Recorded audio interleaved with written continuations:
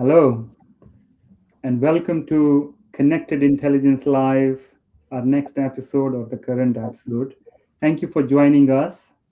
At InspireXT, our mission is simple but demanding. We exist to connect commerce to operations, to help organizations turn their ambition into execution, and to build supply chains that are not only efficient but resilient and intelligent. However, across the boardrooms, across our business leadership community, some common priorities surface. Everybody is grappling with this new phenomenon called AI. Of course, that's always a hot topic. But there's something more fundamental post the COVID era, which is how do we continue to build a resilient supply chain? Because it's not one-off event; it's an ongoing process. How do we convert this AI into an intelligence that our operations become more uh, efficient and seamless? The sustainability agenda is moved from just merely a reporting agenda to a design principle for the supply chain. So, how do we bring that to the supply chain design itself? Um, our colleagues, our people are facing this challenge of AI. So, how do we empower and develop them as well? And of course, across the boardrooms, the CFOs are asking, show us the money. By doing all this, it has to also convert and turn into predictable enterprise value over time. So the pressures are real. Of course, um, these are not optional ambitions, they are fundamental and structural needs of the modern enterprise. And it is the whole phenomenon of AI is affecting small, medium, large, single, global, local, you name it. Everybody needs something to do something about it. But we still hear repeatedly that every time there's a need, organizations responds with more tool, more experiments, more dashboards. But it turns out that resilience is not a tool. Resilience is a property and a product of how you architect your enterprise and how well and how disciplined you are in building using that architecture. And that's why we are here today. Why we believe that today's discussion will help us unpack how do we take this pressure that is coming on us from AI and others, how do we convert that into real momentum for the organizations, and um, what can we do short, medium, long term basis that builds the organizations, build the supply chain. And to help me unpack all that, I'm delighted to be joined by two the very best our industry has to offer. My friends, my colleagues, and my customers. There's all sorts of different relationships we have been on together, but both of them are here for the first time on this podcast. Uh, Clearly not for the last time. We will have more discussions. Today we are getting started on the architecture and delivery. So let me invite them one by one to introduce, and they've got lots of war room stories and lots of personal stories, of course. So I'll start with you, Joe. For our audience, please introduce yourself and also give us one or two fun facts about yourself. So Hi everyone. So I'm Joe. Currently working as a solutions architect. Been in this game, I guess, for many years, and multiple projects successfully delivered across different types of enterprises. Yeah, what can I say? We've fought some battles together, and we've won some, and some have kind of fallen away. But it's been good fun. guess fun fact. I don't know. I mean, like fun fact is just getting involved, getting to know the technology. I tend to be more technology focused as opposed to delivery focused. I'll leave that to Jeff on the delivery side. And you, Kuldeep. Awesome. Thank you, Joe. Well, Jeff, then you know the drill. Joe has already laid it out for you. So he has, and he's done it very well. Good afternoon, everyone. Jeff Lloyd, part of the InspireXT team, focused on helping our customers deliver all of the technology and capabilities they require to improve their business. Done it for a number of years, like Joe as well, mostly from a delivery perspective. I've got a couple of interesting fun facts. My last 3 employers, De Beers has been one of our customers. So I guess I've had a number of years working alongside Joe and Kuldeep with the De Beers business, which has been fantastic. The second one, which is a little bit strange and weird, is I'm sat in my home office today, and I don't have many pictures in my home office. In fact, I don't have any of well, actually, I have one of my son, but not of my wife. But I do happen to have 2 pictures of Joe. Okay. I have more photos of Joe Sangani in my home office than I do of my family. And I should probably put that into context because we've been lucky enough to share some time on golf courses in the past. And yes, I've got a couple of nice corporate photos of us standing in fantastic locations about to have a great round of golf. So yeah, I should probably explain the context of why I've got photos of Joe in my home office. But there we go. So, I'll go with the below par golf game that took place on those days. Well, it's only on my part, not on your part, Jeff. awesome. Well, that's really good. Welcome, both of you. I think it's not often we bring this topic together. I think there's a lot of discussions around what's AI, what can it do for you, and we've got quite a cognitive overload of that topic. But I do feel what we're going to talk about today, it was relevant, it is quite relevant even now, and it will continue to be, and it's actually even more relevant as we go into the future as well. So, and I think, Joe, if I start with you, typically, you say you are more focused on technology, but I think you have this sort of great balance of understanding the business, the strategy, the sort of ecosystem of SIs and vendors, and that's a skill and competence and area of need for many enterprises. Mm-hmm.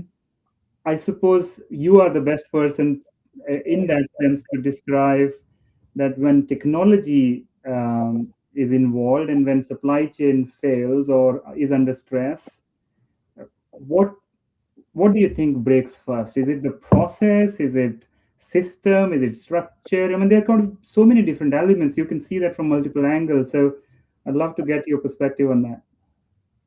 Yeah, no, absolutely right. I mean, I think both of you, as well as people I've worked with, I always go back to the fact that it's not about the tool. The tool just enables the process, but it's being clear about what is it that we want our process to be, and then map it to, okay, what are the tools that we need?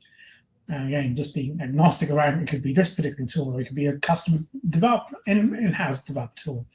But when if we're focusing on the supply chain side of things, my view is it's not the tool that's broken. It's basically the approach the business has taken into the use of that tool.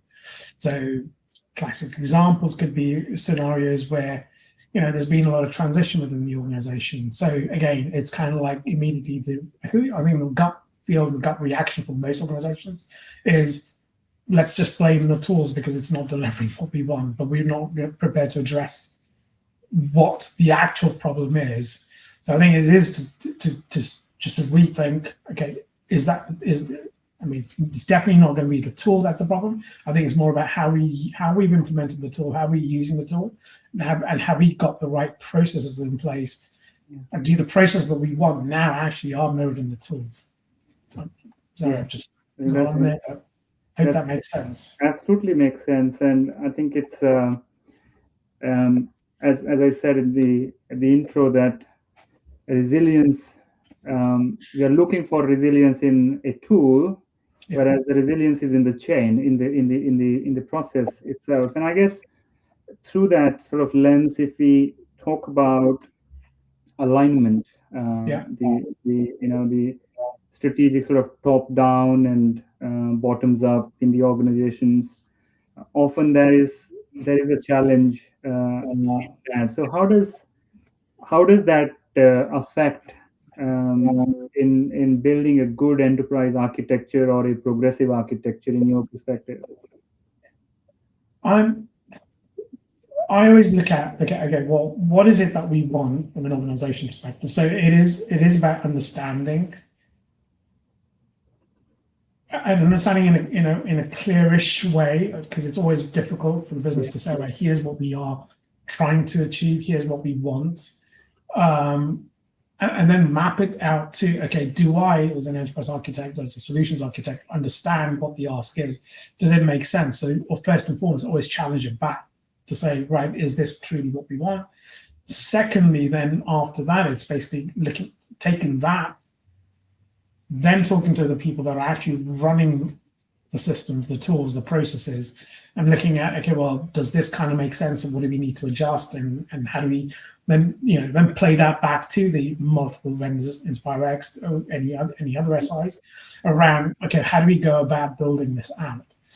I'm always looking at, okay, well, there's got to be a pragmatic approach on how we implement that, because it's about understanding that top level message, but then also understanding the bottom level process that is being addressed, or that needs to be addressed, and make sure that, okay, there might be certain things that we will have to do manually, or certain things that we just have to take away. Yeah. But there are other things that we should look at. Okay, how can technology truly help us enable that lower level process, but also achieve the top level message effectively? Yeah, well said. I think that we speak about architectural coherence. Of course, Yes. you're dealing with not just so many moving parts of the technology side. You've got business stakeholders also with divergent views, and rightfully so in some areas, of course. And there's a lot of education, and that alignment does play quite a role in that. And Jeff, if I bring you in this sort of theme, obviously it's all about then once the architecture is there, it's all about then making sure it's actually put in place, as Jeff described. So, but when you see some sort of a fragmentation in architectural blueprint, so to speak, because there are some reasons for that, constraints. How do you see that friction appearing in the execution of a program or a transformation? It's a good question. So I think mostly I would say from experience that friction shows up earliest and probably most visibly in the handoff points. And we're talking across sort of people and teams, systems and data flow. So where they have to come together and intersect, but they don't share that sort of common architecture or operating model, or as you said, it's sort of fragmented. That's where you really see the friction come to life. And some of the symptoms, I'd say, around that, excuse me, are like duplicated build effort, unclear ownership of services sometimes, for sure, definitely incompatible data models, and then that sort of constant rework because those upstream decisions don't align with the sort of the downstream dependencies. And I guess over time, with the change in delivery, sort of trying to pick out some of the positives, working in a more agile way, then you can see that quicker and sooner, and then hopefully address it. We all remember the old waterfall days when we would all disappear into dark rooms and do stuff for many, many months, and then come back with ta-da. That the impact would be bigger. So, trying to find a positive in that friction. I think the ways of working allow us to identify that, but you still have to do it. But yeah, absolutely, it's sort of in those handoff points where you can really see it. Yeah, and And in that friction or in that fragmentation, of course, sometimes the clarity is visible or not visible of the executives and the program side of things, for example. So, how critical is that dimension in ensuring that the common theme of building a resilient sort of architecture is preserved, and what role does delivery play in that? It's I mean it's hugely critical, and keeping on the theme of sort of the fragmented architecture from a delivery standpoint, you tend to see that sort of velocity slowing, and it's not because the teams aren't performing, it's because the architecture, because of the fragmentation, because it's unclear, it's not giving them that stable runway to work from. So it sort of results in the delivery squads having to sort of negotiate integration in real time almost, rather than sort of building on a consistent set of patterns. And that's where we see sort of delays, defects, scope creep start to appear, which can be hugely impactful to a delivery program for sure. Yeah. I think what you want to say. The question I'd like to ask, Jeff, how do you manage that, right? Because that's always been the challenge, which is you see the fragmentation happening, you see the divergence from the architectural principles happening. How are you guys coming back and saying, "Hey, freeze, stop, halt"? How do you manage that? A lot of the time, the reality is it will come down to the team and the people you've got involved with. So, not wanting to sort of put you on the spot, Joe, but if every program has a Joe Sangani that has the technical architecture understanding, but also the business awareness, having people in roles with those sort of skills and capabilities, they're going to be able to sort of bring it to the forefront of everyone's attention, flag it, and move forward. And this is why we always call out that having sort of the technical knowledge and background is phenomenally important. Of course it is, but being close to the business, understanding the business and the impact, that's where we can make a real difference to stopping these things from derailing a program and getting us back on track. So a long way of sort of answering it. It's having people who are technically strong, but also business savvy, and that's where I feel that you can be successful. Yeah, and just to add to that, and to also summarize this sort of what I've just heard, I think what we're saying really is that this building something that is resilient, sustainable. Of course, it does require some structure, but it also requires lots of kind of negotiation and trade-offs, and not everybody is going to get everything. But I guess if we start with what the organization requires to do, then those trade-offs start to become more structural and coherent, rather than I do things like this and I must do this going forward. It doesn't matter what else happens. The um, challenge with all of this is that the organization is set up as silos. That's the design of the organization. You can't do anything about it because these are vertical silos. But the customer experience is always going to be horizontal, right? Because it's not just one department who is responsible for it. And that's where architecture does become that blueprint, so to speak, in my view, which has set its destination aspiration of the future, but is also flexible enough to adapt and adopt what's going around over time. And that's kind of what I've seen, Joe, you do as well from time to time, to have people to say, take a step back. What are we trying to achieve?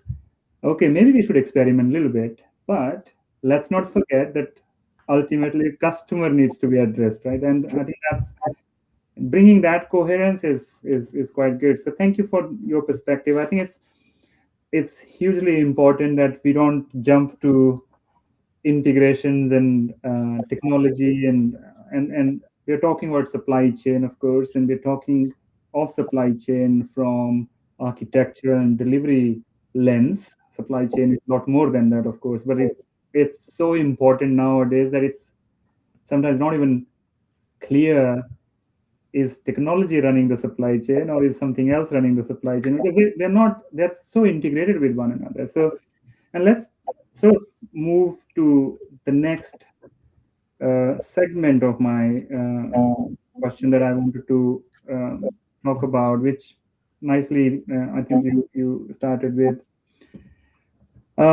We talk this whole idea of commerce to operations balance, or signal coherence, or connection, and obviously, as I just said, customer requirement is met through number of steps that are run by number of silos, if I may use that word.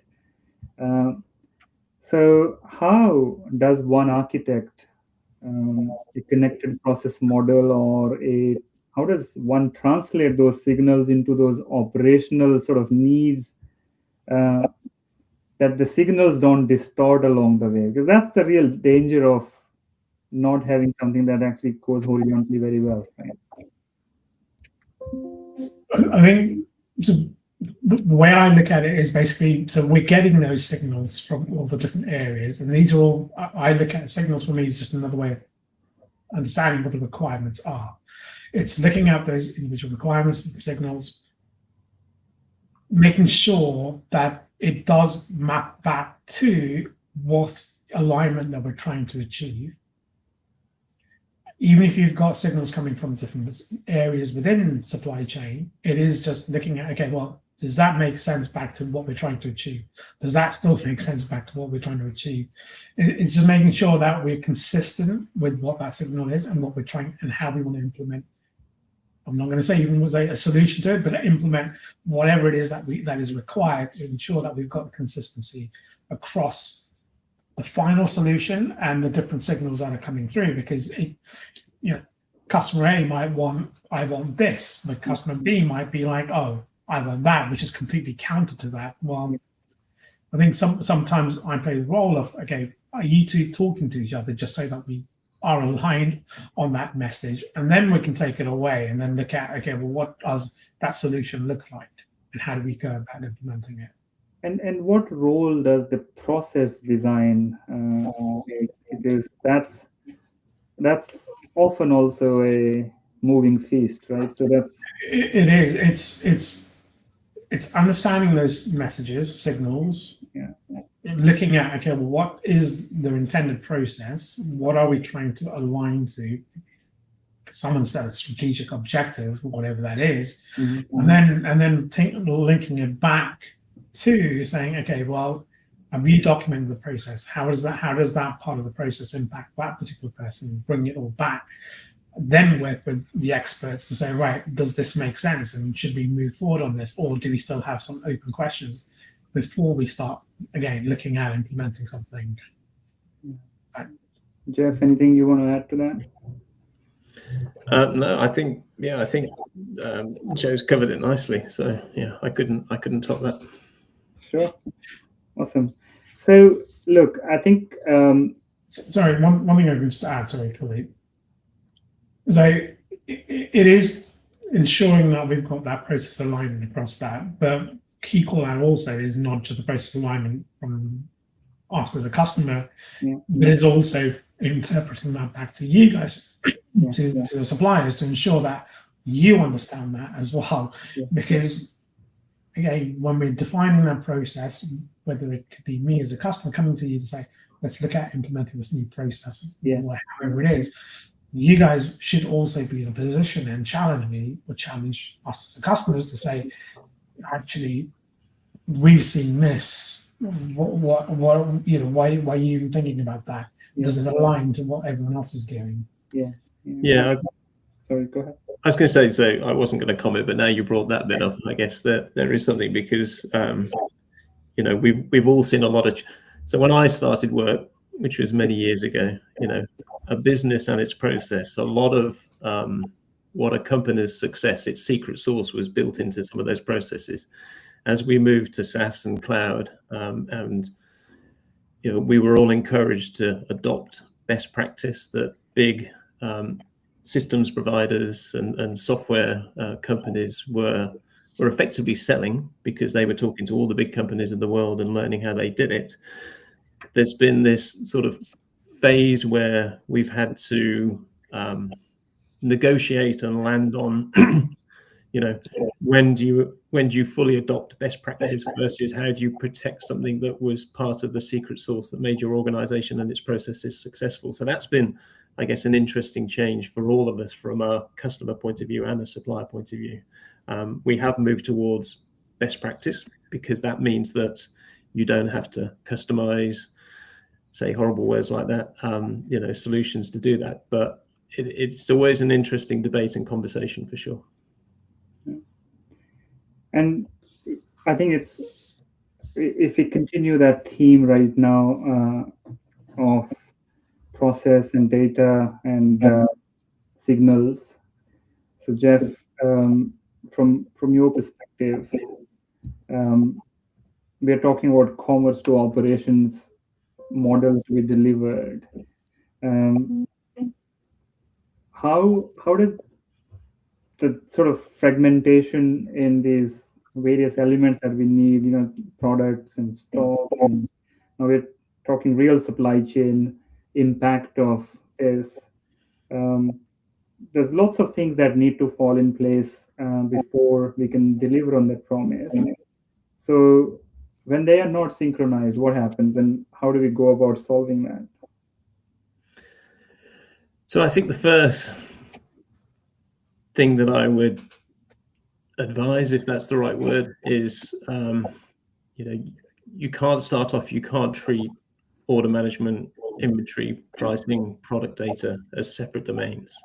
They have to act as sort of one system. Again, coming back to the points you were making earlier on, Kuldeep, from a customer perspective, it's all one thing. So if we have misalignment, if they're not synchronized, if they're fragmented from an operational point of view, that's gonna start to create a huge amount of operational pain. It can result in overselling, incorrect lead times, wrong pricing, fulfillment failures, and all of these have a huge impact on that customer promise. So I always start by thinking, yes, when it comes to that OMS, inventory, pricing, product data, it is one thing, and we have to think of it that way. If we can start off on that foot, then we've got a fighting chance of getting it right. Yeah, that's so true. We've seen it time and time again that the silos of the organizations are actually visible through the commerce trade as well.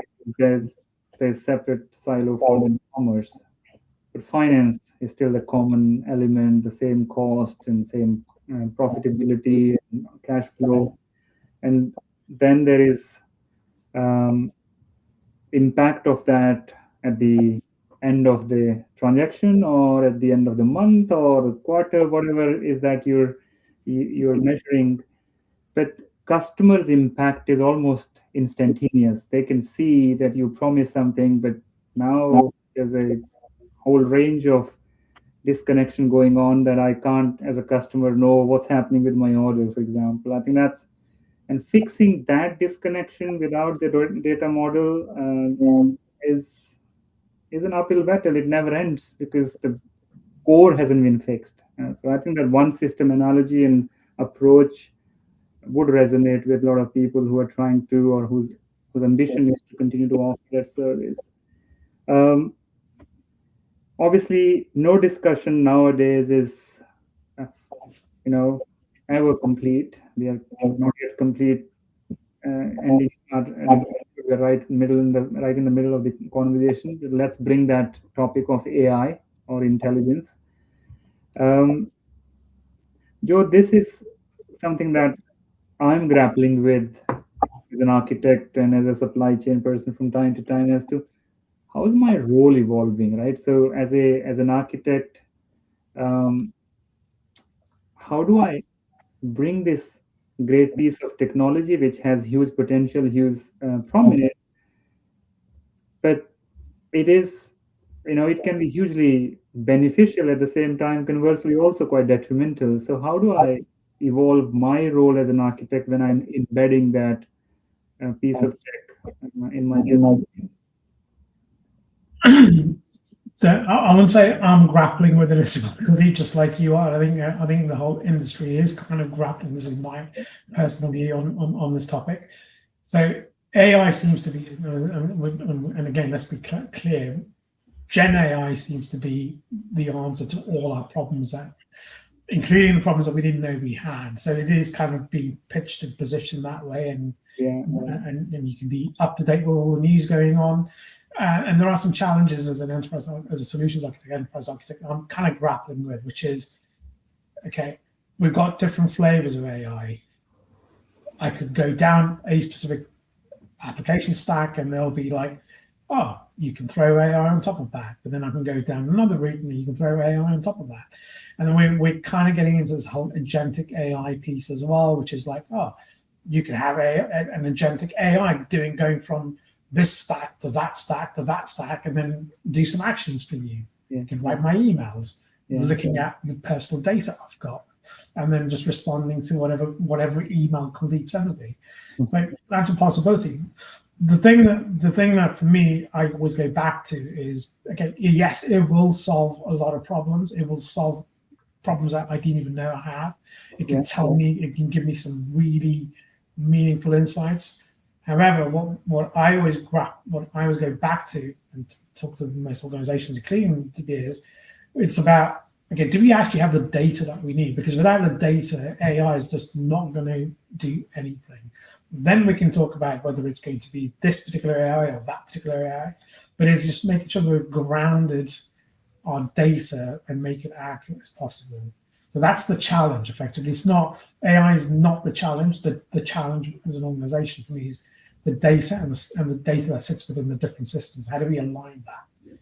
To then bring it up to have some meaningful LLM running on top of that, or some level of agentic AI driving me or giving me some data or some meaningful insights. Yeah, I think you used you referred to something very interesting, which I heard, and I'm observing that this is the data scattered in multiple places, for example. So, I mean, is there consideration around some sort of an automation on data validation, for example, or some sort of a continuous testing of the data that protects this sort of integrity of the data and signal, and then you can build some experiences on that?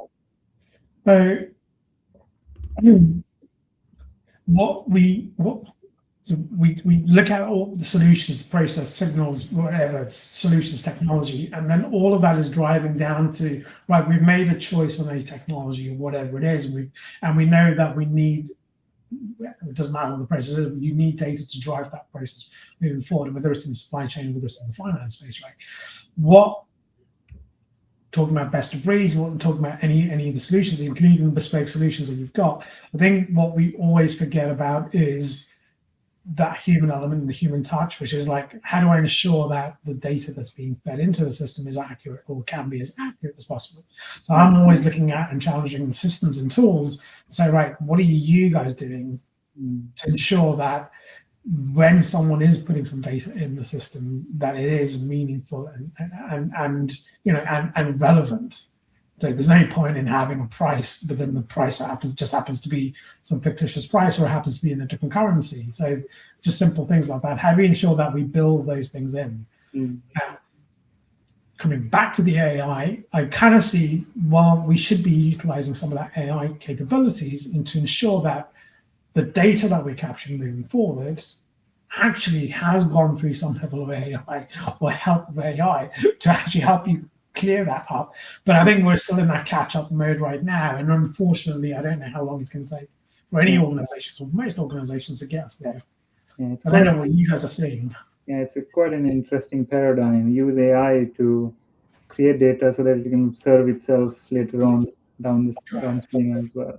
But I guess the notion of everything being AI is kind of creating this hype, but we've always done this data validations in programs with that same mindset that we have clean data and then in one place that we can use to report on. Awesome, great. So automation as you said, agentic and Gen AI, these different flavors, and I'm gonna give a challenge to our colleague in who's making it happen and delivery. That so how do you, how does this automation help you accelerate? Because that's what the goal is, right? You accelerate transformation. Um, or how do you protect it from destabilizing ultimately? Because it's an uncontrolled automation that does everything but. I think both can be, well, all can be applied to both delivery and operational. I think that's quite interesting because a lot of the conversations we have about automation stem to a business operational perspective. But we're now using a lot of the automation capabilities in the delivery of the programs and the activities that provide the operational platform. So, I think automation accelerates transformation when it's focused on streamlining sort of repeatable processes that can reduce manual effort, and then free those teams to focus on sort of the higher value activities. It can most definitely destabilize, however, when it's sort of introduced into immature processes, when it's applied without proper governance, for sure. And there we see adding complexity, faster than the teams can adapt to it, and that will cause all sorts of disruption. But I think that the key thing for me, as I said at the beginning, Kuldeep, is we're seeing these automation accelerators both in delivery and operational, which is really fascinating, to be honest.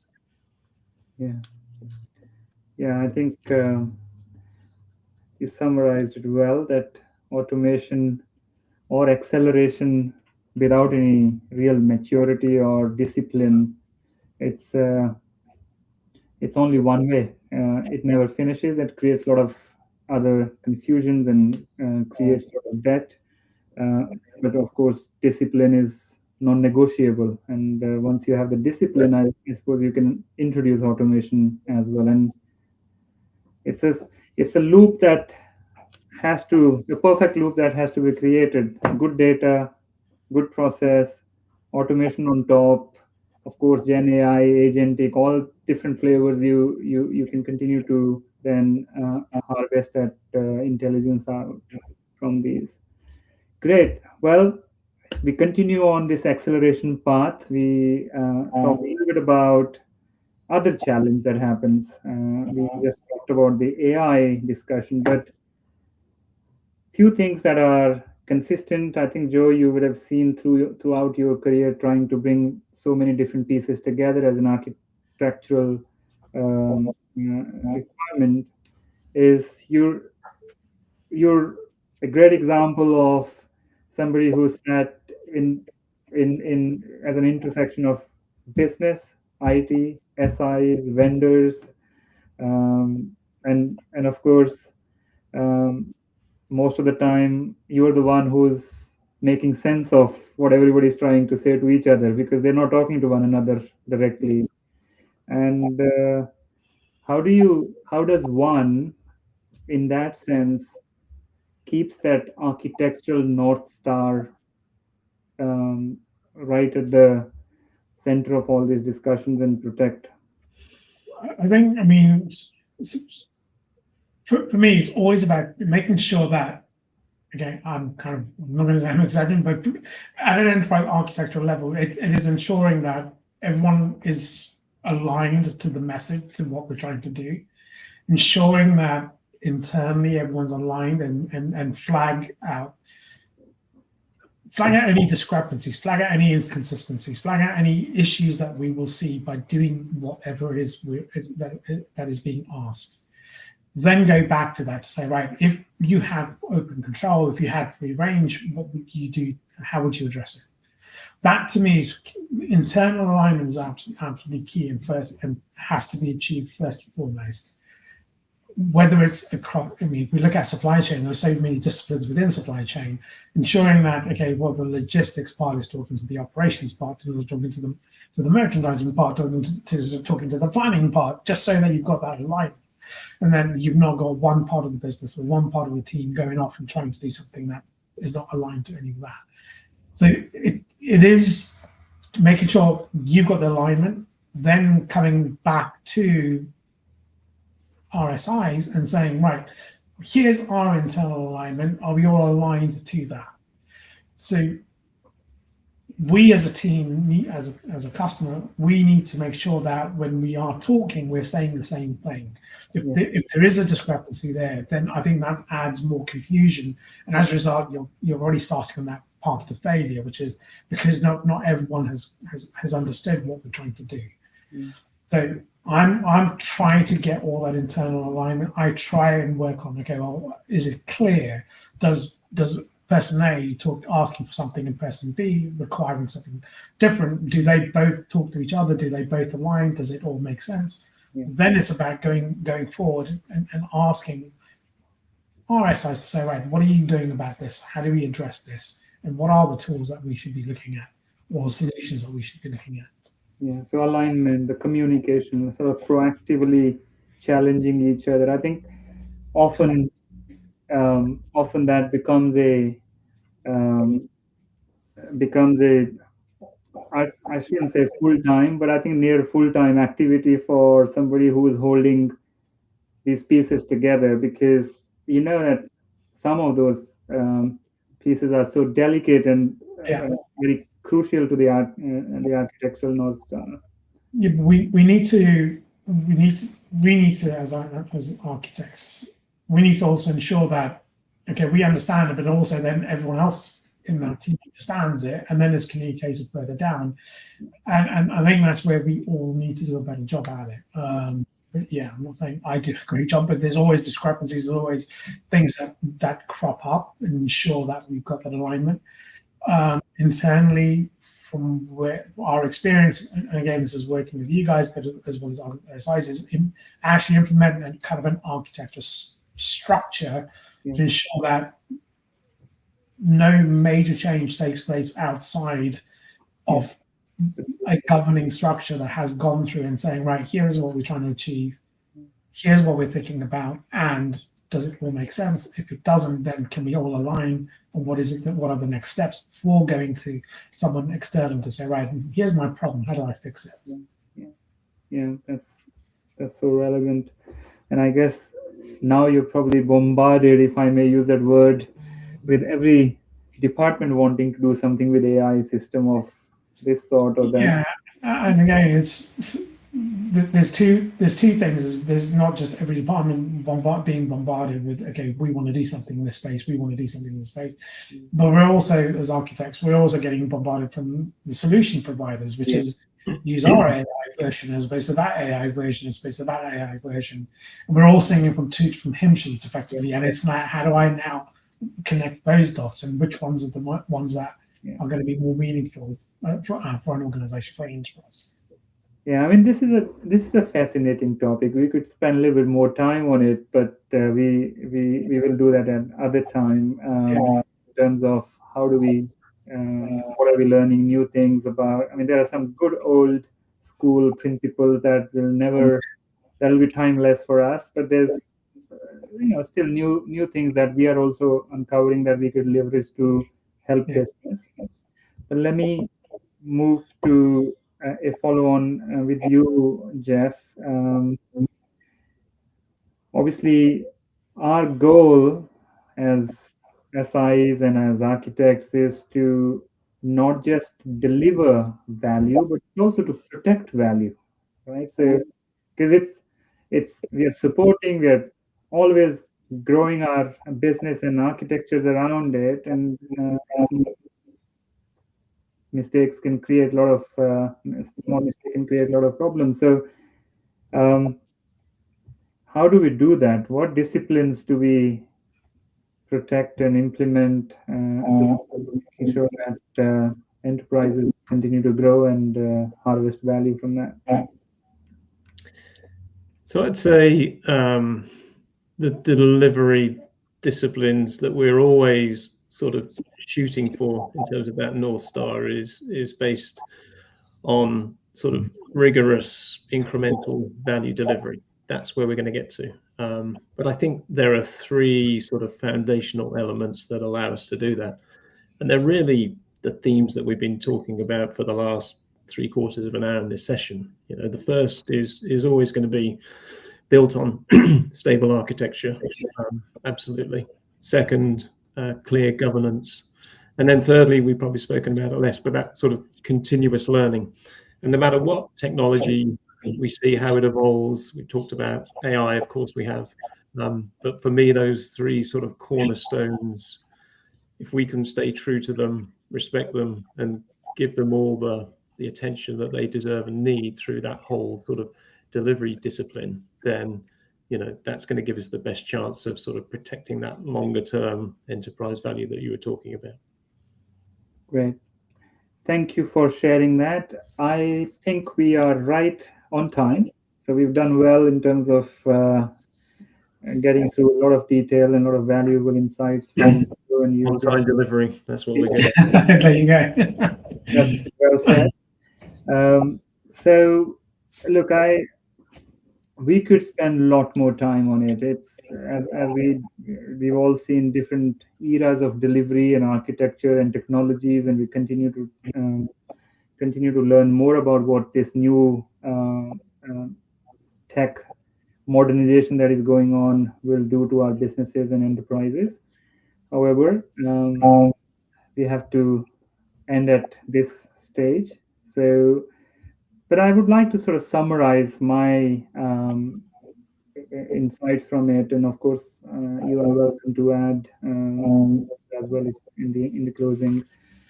I feel in this modern world that we live in, where everything is everything is needed just now. If I make an order, I should have it on my doorsteps as soon as possible. The elegance of a commerce solution, so to speak. That elegance and effortlessness, so to speak, to the customer is built with a lot of tremendous planning and precision and orchestration and discipline underneath. And of course, architecture holds us together, and delivery discipline is a reassurance that we meet that elegance requirement. And in retail, of course, manufacturing as well, any friction ultimately shows up in a P&L. You ask any CFO that, what does a 5 minutes delivery delay or 30 minutes delivery delay will do? They will always be able to point you to a line item on a P&L somewhere. And of course, the sales and marketing and customer organizations will always be able to point out on the NPS and other scores that we do. So it's architectural and delivery are seen as not in that light so often, but they're so fundamental to actually meeting those demands and promises that we make to our customers, that there's a lot more to it than just drawing flows and charts and Gantt charts, so to speak. There's real fundamental knowledge of domain, of technology, of customers' businesses, our businesses, and the ecosystem. And you have to do that while you're delivering day-to-day activities, that you keep abreast of the modern tools and trends as well at the same time. And ultimately, as we said, resilience is not a tool, it's a discipline, it's a design that we build in our processes and in our enterprise. For that, architecture will always be a cornerstone of that. So I will end on that note. I'd like to thank you, Joe, for taking the time and giving us this insight, and Jeff, to you as well for sharing your insights. And I look forward to welcoming you either individually or in other groups or together again. Perfect. Cool. Thank you, guys. Thank you. Thank you very much. Appreciate it. Thank you very much.